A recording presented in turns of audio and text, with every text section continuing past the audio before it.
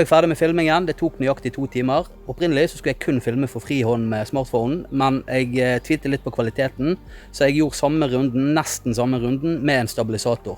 Så da får vi se forskjell på hvordan det er å filme med en stabilisator, hva kvalitetsforskjell det gjør på de 2 metodene. Uansett så er det lurt å øve litt på frihåndsteknikk med filming, enten det er smartphone eller kamera. Plutselig så har du en stabilisator som blir ødelagt.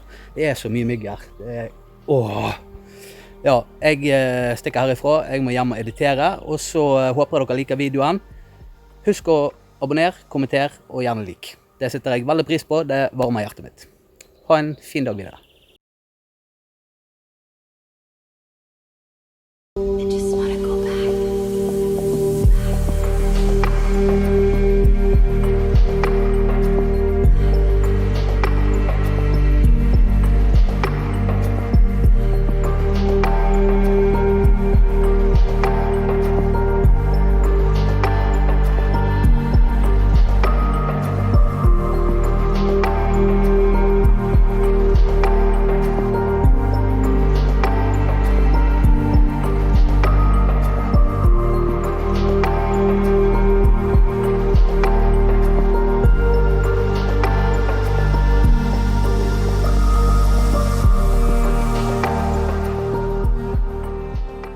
Da er jeg ferdig med filmingen. Det tok faktisk nøyaktig 2 timer.